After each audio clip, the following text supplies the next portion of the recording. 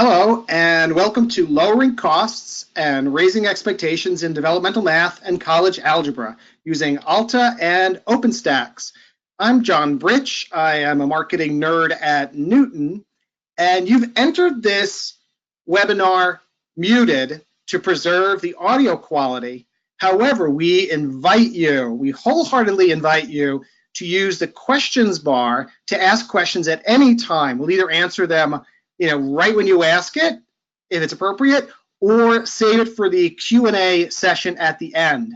And then during the Q&A session at the end, we will allow you to raise your hand and we can unmute your microphone. So we have 45 minutes together today, which we've scheduled out to be 35 minutes. And then, as I said, we would like to have a Q&A session. And we are recording this session, and we'll send you a link to the recording afterwards. So the questions we hope to ask during this session are, what is Alta? What is good about Alta as far as helping your students and improving outcomes? And then how can Alta be used with OpenStax specifically? And to help us answer these questions are Kristi Rieg, math professor at Merced College, and Dr. Becky Moening, our content developer at Knewton. So Kristi is here. She's going to talk in the beginning about herself and her school and why she adopted Alta. Then we're going to show you Alta, and then Kristi is going to circle back to then talk about very specifically how she uses it for her own students. So hello, Kristi, let's kick it off. Could you tell us about yourself and your students and why you chose Alta? Yeah, absolutely. So I have been teaching everything from 8th grade all the way up through community college level. And I like to tell my students I've been teaching since before Kelly Clarkson was on American Idol, because that just makes it sound like forever to them. I teach entry level, or every level rather, from pre-algebra all the way up through differential equations here at Merced College. But I prefer to teach the lower levels. I love the pre-algebra classes and the pre-statistics classes. So I'm here at Merced College in Central California. And then just a fun fact about me is I've been to 7 out of the 30 major league ballparks, and I'm hoping to make that 10 by the end of this summer. All right, so a little bit about my campus. I'm at Merced College in Merced, California, but we actually have 2 campuses. We also have a campus in Los Banos, which is in Merced County as well. So we have over 11,000 students over the 2 campuses. The top 3 AS degrees that we award are Business Administration, Administration of Justice, and Registered Nursing. So many of our students need to get up to the statistics level, but we also have a huge nursing program where those students need to get up to the intermediate algebra level. And just to kind of give you a financial background on our students, there was over 9,000 financial aid awards given last year, totaling over $28 million. So that's when we get into the cost, that's one of the big reasons I started going the Alta and OpenStax route. And then just in terms of the age groups, you can see we have a high percentage of students that are 24 and younger. And so they're coming to us really looking for the technology aspect of the instruction. But we also have quite a few students that are 40 and older. And so it's great for them to have a tangible textbook that they can order and look through as well. Next slide. Okay, so I have used Alta since January 2018. I have used it predominantly in pre-algebra. I've teach 2 sections of pre-algebra every semester and even one over the summer. So I'll talk a little bit more about using it in online only classes versus face-to-face classes. But I've also used Alta in intermediate algebra last semester, and this semester I'm starting off using it in statistics as well. All right, so why I chose Alta. There are multiple reasons why I chose Alta, but one of the biggest ones that drew me initially was the low cost. I love the price point on the program, and I also love that it's integrated with a free OpenStax textbook, and I'm able to not only have those work closely, but I can also integrate both of those into my Canvas shell as well, which I'll talk about a little later. I started using it in January of last year, one section of my face-to-face class and one section of an online class for both for pre-algebra. So that way I had results that I could compare. I knew if I only used it in my hybrid class, I wouldn't get the feedback that I wanted, because those students are less likely to reach out to me on a daily basis, whereas the face-to-face students I was seeing 4 times a week, and so I could really troubleshoot on a daily basis. I love that Alta has a mastery-based system, and it encourages exploration instead of the previous publisher that we used, where the students would kind of go through to see an example, kind of see what the answer should look like, and then they would force numbers into the problems. And that's just not possible with Alta. It's not gonna, there aren't those examples worked out that they can skip ahead to and then kind of work backwards from the answers. Another reason that my students are doing so well with Alta is the videos that are embedded in the homework alongside the text explanations. And so I can assign problems and assignments ahead of time. And then, as you can see in this picture here, I can do a lot of hands-off teaching where I give my students problems. And because they've already seen such an in-depth explanation, they're able to jump right in and work problems out. And there's even an example where they're on this picture here where they're deriving the quadratic formulas. So I just love that they came to class prepared to do that. Next slide. Thank you, Kristi. So now, Kristi, like I said, will return to talk about how she uses Alta specifically at the end of the session, and she's also welcome to chime in whenever she wants. But right now, we want to sort of set our baseline and define our terms. There's a lot of different homework systems out there and learning management systems. So we thought we'd spend a few minutes now to talk about what exactly Alta is.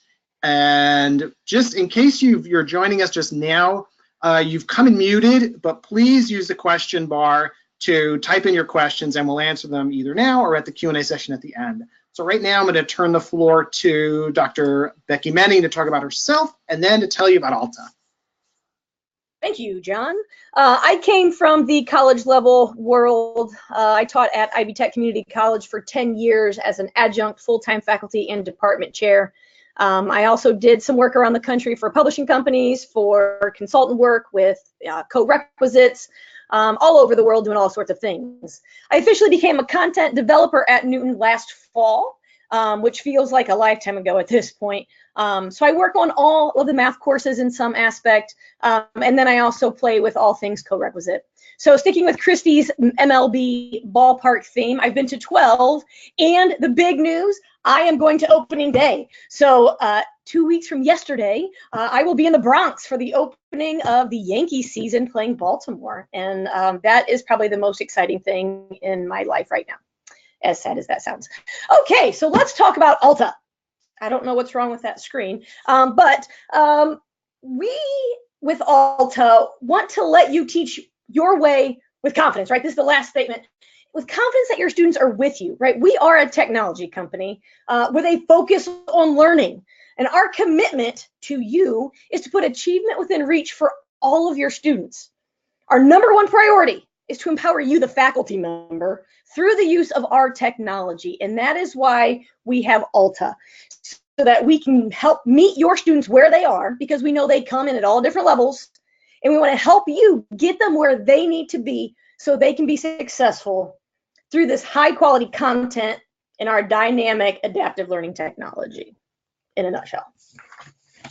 So a little bit about us. Knewton as a company has been around for about 10 years, but Alta, which is our courseware, just turned 1 in January. So it's kind of exciting to see the development and the growth of Knewton as a company and how far we've come in 10 years. Now, recently with Alta, we have partnered with Johns Hopkins to do a study on our success, our student success using Alta. And we're going to talk more about this several times throughout. But really, the Johns Hopkins study confirmed that all students, regardless of ability, can learn with Alta. And I don't know about you, but as a faculty member, my goal was for my students to learn. So whatever I was using in my classroom needed to help them achieve, and Alta does that. Next slide, thank you. So where does our content come from, right? So Kristi mentioned OpenStax. So we do have a partnership with OER content providers, OpenStax and others. We also partner with Desmos because we use that everywhere, and I'll talk more about that when I get into the demo. We also partner with universities and professors who've created OER content. So we're constantly working with these universities and professors across the country to, use their content in the best way possible for our students. We also have a content team at Knewton, which I am a proud member of. So the content team at Knewton, we take all of this OER content from OpenStax and others. We source it, we organize it around learning objectives. We want to make it as easy to use and assign to your students as possible. And so that is our goal. Now, one thing I do want to throw out, our Knewton's content team, we also write content. We don't just take it from others. I spent most of my day today actually creating assessments within our program. So all three of these pieces together kind of work together to create the content that we have. One thing I'd like to know is that we are one of the only OER course solutions with fully ADA compliant content. If you want to know more about that, go ahead and ask your ED. They can get you all kinds of documentation. Next slide, please. Before we move on, just for the sake of clarity, would you mind parsing the acronym OER? OER, Open Educational Resources. And that is, I don't even know how many different types of open educational resources there are. But I think the most famous is OpenStax, which is out of Rice University in Texas. So. And then ED, when we say ED, that's your Executive Director for Partnerships, who is your local Knewton contact. Thank you, John. No worries. Sometimes I get excited and I just say things and I don't think about, because words are not my specialty. But here we are using more words. So now we're looking this lovely, beautiful, almost Easter color here. At Alta, we use what we call knowledge graphs. And the nice thing about our courses is that they are all connected through these graphs. So it's not just if you need a course, that's the only course you get. If you need a trig course with a little bit of geometry and a little bit of this and a little bit of that, we can take our knowledge graphs and they're all connected and we can make that course work for you. So with Alta, we can make this personalized adaptive learning pathway with any course, with any topics, any way you want. And we do that so that your students have the best chance for success. All right, let's go ahead and get into a live demo. It's been a couple weeks since I've done a demo. I feel a little rusty. John, thank you. You should have the ball now. All right, I hope everybody can see my screen.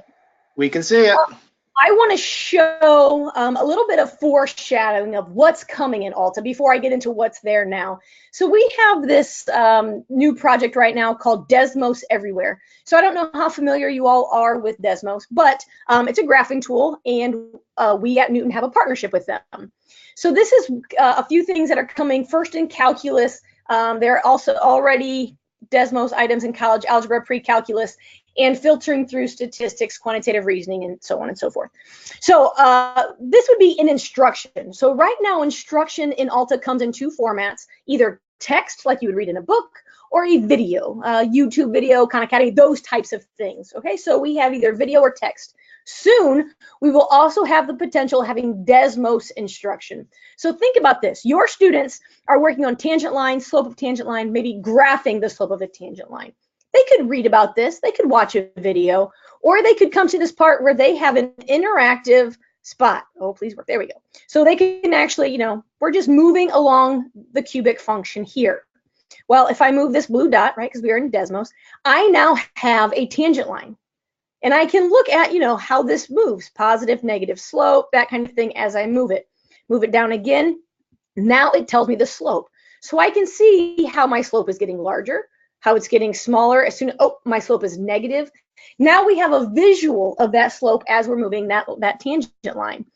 And my favorite part of this, as I move this tangent line, still giving me this slope, but now it's also graphing the derivative, which we can now see as a quadratic. So now students have this interactive piece where they're not just reading about it, they're not just watching a video, now they're actually engaged in their learning. They're seeing how all of these pieces connect, which I think is just fascinating.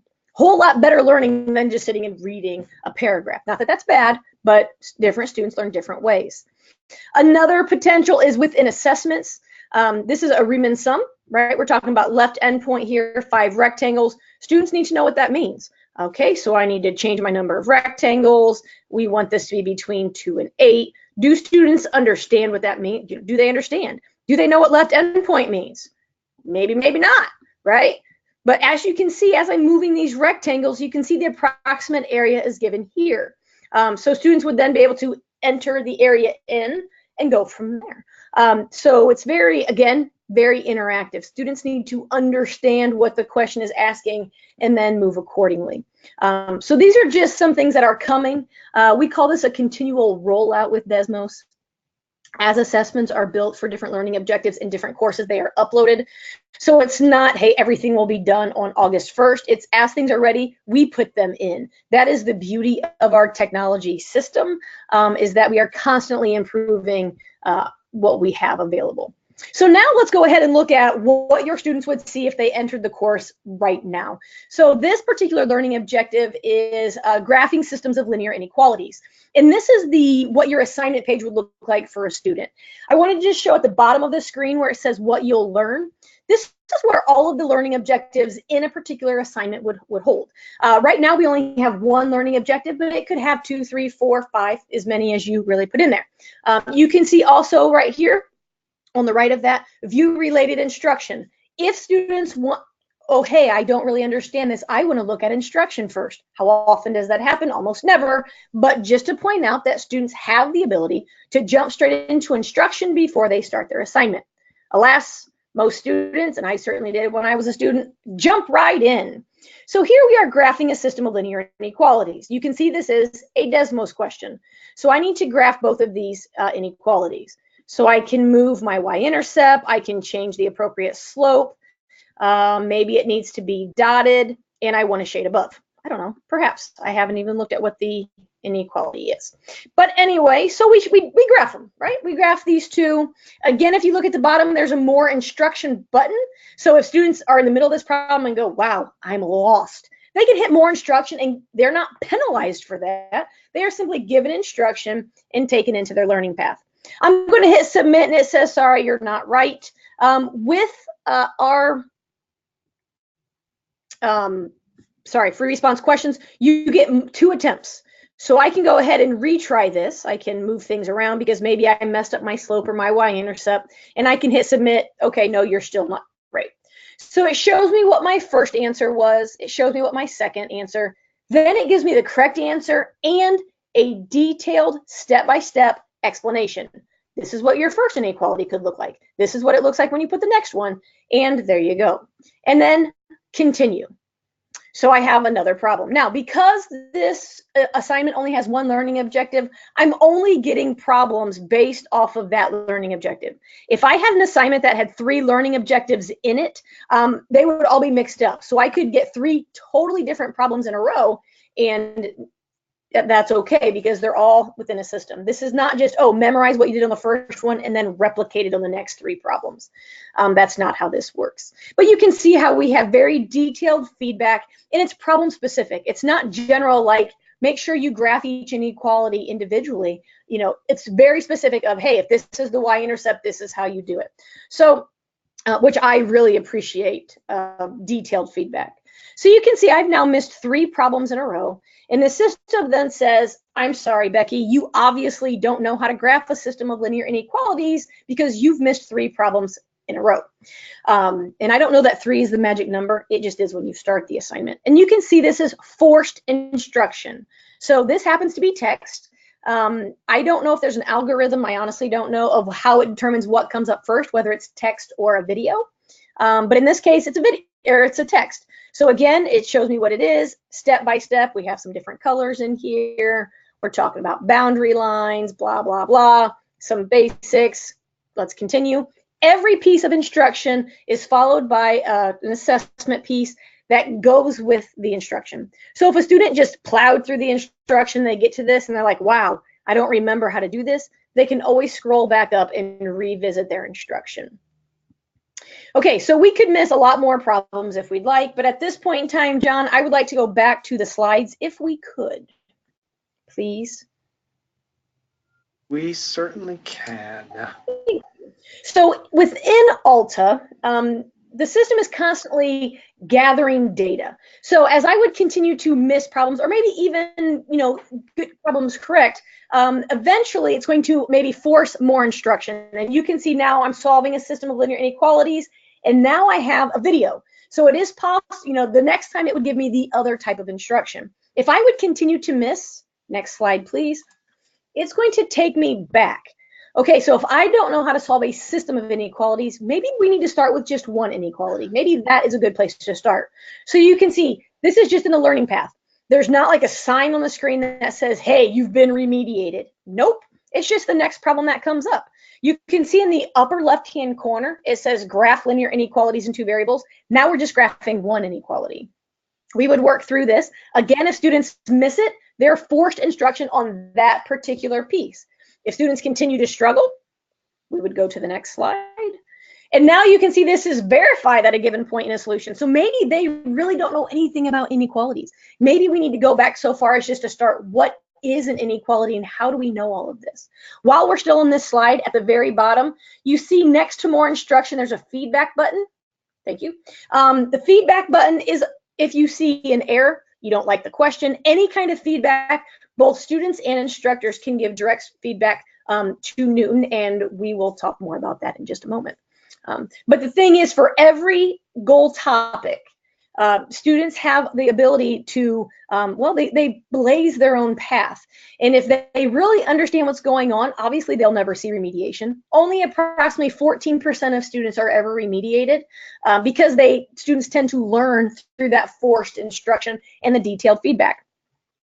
So students do have the ability to be remediated if they need it. And this is where we really want to say, tell your students not to guess, because the more they guess, they're going to get themselves into a remediation chain there. All right, let's go ahead and go to the next slide, please. Yeah, and look, there's a video. Okay, so that's kind of what, the basic Alta view, what it looks like. And the reason I went to static slides, students have to miss quite a few problems before they're remediated. They don't miss 2 or 3 and say, oh, you obviously don't know what's going on. No, that's why we force instruction of 2 different times before they're remediated. That way students have a chance to learn and then make progress. All right, John, let's continue on if we could. And let's talk a little bit more about Knewton and Alta. So not only do we have a lovely content team, we also have a fabulous in-house data science team. So I talked a little bit about the data that is constantly being collected from our adaptive platform. And that data is constantly being looked at by our data science team. So they're looking at, hey, 85% of students miss this question the first time it shows up. Why? And we do analysis on that. Maybe the question is horrible. Maybe it's not grading properly. And we're constantly making fixes to those types of things. If you use that feedback button within 24 hours, it's red. If you are the instructor, we get back to you on that. If there's a mistake, it gets fixed within 24 hours.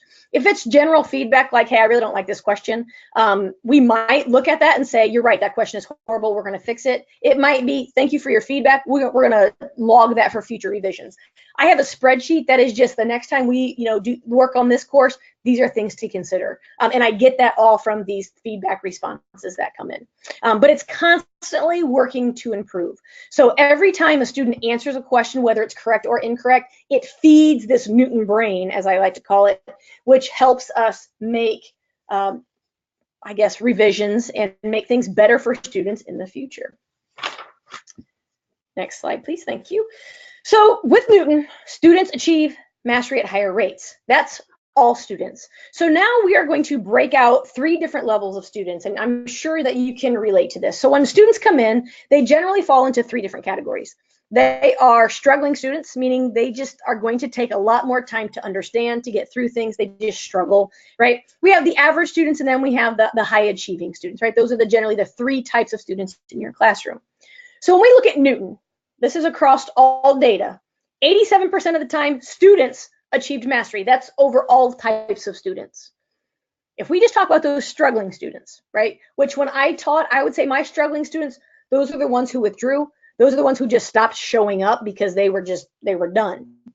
But with Alta, 82% of those struggling students still achieved mastery, right? A touch less than the average of all students, but still above 80% of those struggling students are achieving mastery, right? That's phenomenal and very, very happy. So Johns Hopkins, the study confirmed this. Struggling students may take more time, but they still reach mastery at nearly the same rate. That's from the Johns Hopkins study, and which makes sense, right? We understand as faculty that struggling students just need more time to understand the topic, to work through the homework. They can still get it, it just takes them longer. Next slide, please. We're going to look at some line segments here on this next slide. There we go. And these 3 line segments represent our 3 types of students, our struggling, our average, and then our advanced students. So looking on the left endpoint, you can see obviously the purple dot is the struggling students. If struggling students master topics in Newton learning objectives at less than 25%, they're probably going to score about a 40 on the accompanying quiz. That makes sense. Think about your classroom. If students don't do the homework, they're going to score poorly, right? The advanced students cannot do their homework and basically get a 75. Yeah, that holds true. But notice what happens when they achieve mastery, right? And we're not talking about just doing your homework. Achieving mastery, there's a difference, right? Because we are an adaptive system that works towards mastery. If they achieve mastery above or equal to 75%, notice the achievement gap has closed, right? Struggling students score approximately 78% on their accompanying quiz, where advanced students only score about an 85. We have completely, well, not completely, we very close to completely close that gap when it comes to mastery. As students master more, their score goes up. Makes sense, makes sense. Next slide, please. This is my favorite. So at the beginning of the semester, we know that struggling students are going to take longer to finish. It is, right, in their assignments. They're probably going to maybe get stuck in a couple of remediation holes. They're going to have to work through that. They're going to have to learn. But this slide here shows us, as the semester progresses, struggling students have more than 40% decrease in questions needed to achieve mastery. So it's going to take them less questions to get to mastery as the semester goes. Why is that true? Because they are retaining the information. They're not just plugging and chugging, right? At the beginning of the semester, they go through that, they're learning, they're being forced instruction, they might have remedial topics, they're learning that information, they're retaining that information, and as the semester goes through, they're getting quicker, right?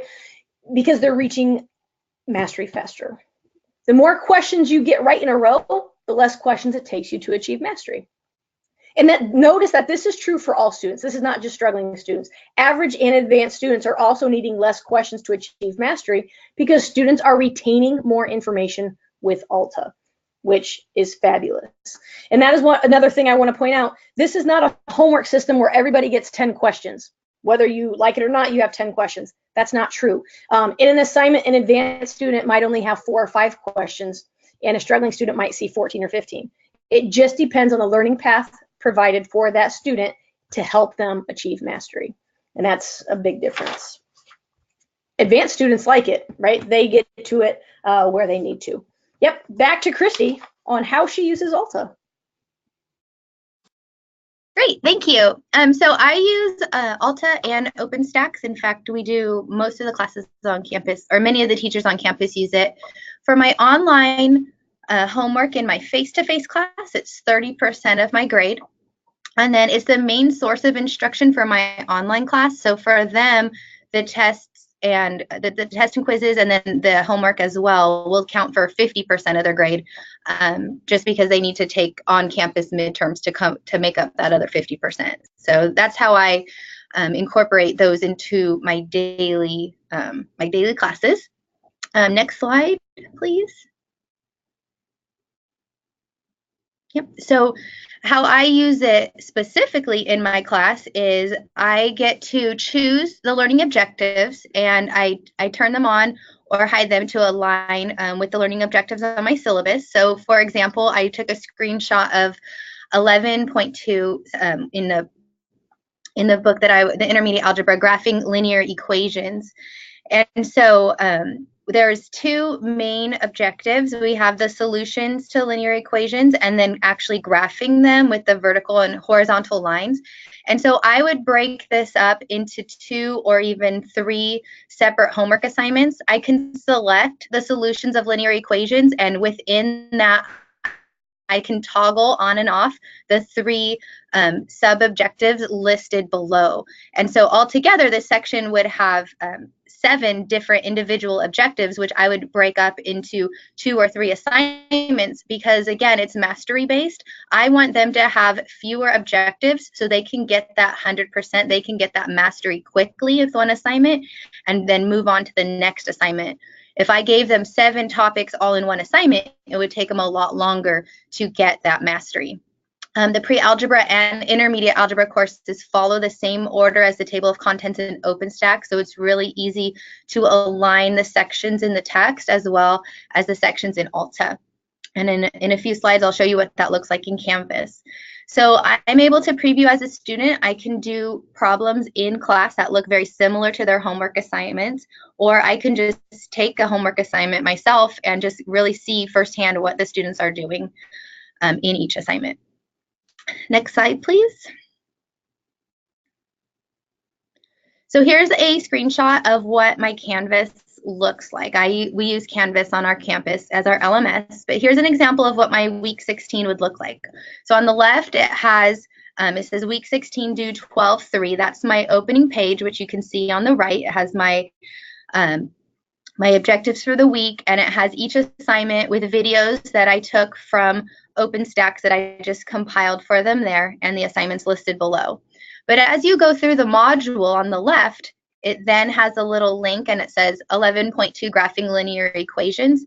That's going to take them to the text. That's going to take them directly to the OpenStax text. And they can read through and they can go to the bottom of that page and click next, and it will take them directly to 11.2a, which has the due date underneath it. That would be the Alta assignment. So I can sit here and set up my modules going back and forth between Alta and OpenStax without my students ever having to click out of anything. They just keep clicking next and it will take them to the text, and they can click past that and go directly to the assignment as well. Next slide. So I use the way I use it personally in terms of looking at what my students have gathered. And here's one of them, the student activity at a glance. And so then I can just quickly look and see how my students are doing in their classes. In fact, this semester I have one class that is hybrid and meets only 1 hour a week. And so I really like to know what topics they've mastered ahead of time so I can focus that 1 hour on the topics that they need help on. And so I can see on the left side the section assignment mastery. If I click on one of those colors on the ring, it'll tell me exactly which students there are in each category. So if I want to know what 2 students are below 60% in this example, I click on the red and it will list those 2 students. And just like that, same thing on the section activity on the right. Next slide, please. Daily, in fact, right about midnight, every single night, I get an email directly from Knewton that lists the challenging learning objectives per assignment, per section. And this is every single day. And so what's great about this is towards the beginning of the week, when assignment was just recently assigned, I might just glance at it just to make sure students are checking in and getting started. But towards the end of the week, it tells me over here in the classifying real numbers that I have 3 people struggling in identifying rational and irrational numbers. And so I can jump straight to that. I can see which students those are. So next time I see them in class, I know exactly what to focus on with each particular student. Next one, okay. And so this part right here, the individual student reports, are my favorite. It shows me exactly how long they worked, of the last time they worked, because a lot of times they tell me they worked for so many hours, and then I can log in and either verify that or see that it was really more like 10 minutes. But it shows me their individual assignment mastery, and I can really go in and get a detailed explanation of where they're struggling or which questions they need help on. Next slide. So here we have a student that I clicked on her assignment, and I can see currently all is underlined, so I can see all the assignment, all the instructions she's received, all the problems that she has tried, correct and incorrect. And this is really helpful to me because I typically will get students come and say to me, I got really stuck on the homework last night. It was like example 2 that we did last week, except there was a 16 instead of a 12. And that's really never enough information for me to help them. But I can come here to this list and I can see, oh, the 4th one down has a 16 in it. Was this the problem you needed help on? And when I click on that, find the minimum or maximum line right there, it will really break down and show me what the student did. And we'll see that on the next slide. And so we can see here that for the first time she answered y equals 0, and she was told that's not quite right. And then the second time she tried maybe to answer it like an ordered pair because she has a comma in her answer. And so I can see that she knew kind of what was going on. She needed to plug in the 0 and then with the 16, but maybe she just wasn't sure how to answer it. And this way I can just, go straight, cut the chase, go straight to it and really help her quickly, because typically they're asking me these questions in the 2 minutes before or after class that we have to talk about personal problems. Next.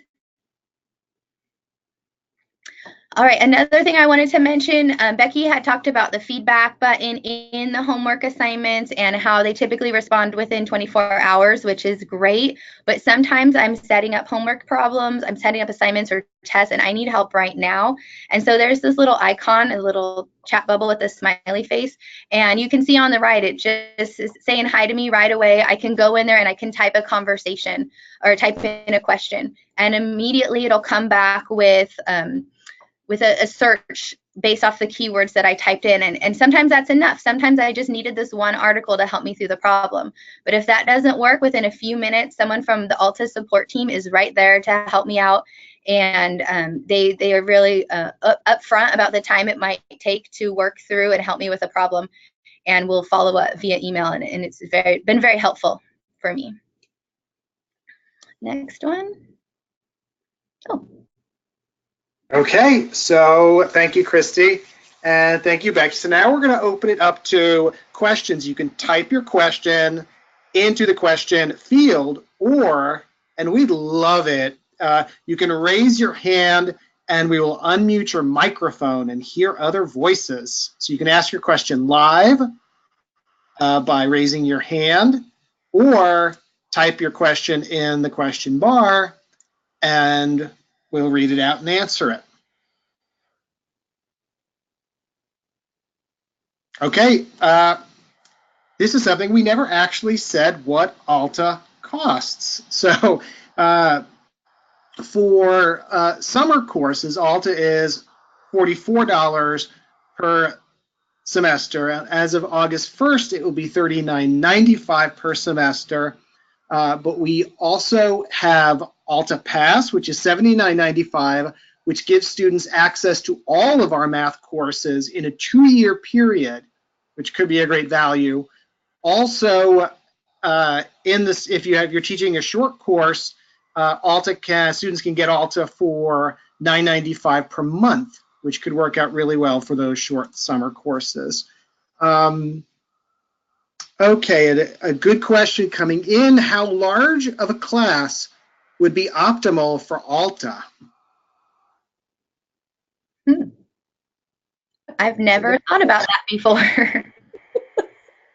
I don't know. I mean, how large, how small? I don't think there is a limit on how large it could be. I would say room capacity. Fill her up. I'm guessing there's a reason behind that question. So if there's more detail, but in terms of the dashboards, all of the data that Kristi was talking about, no matter how large your class is, you're going to have those graphics with those numbers. So we don't cap that at a certain number.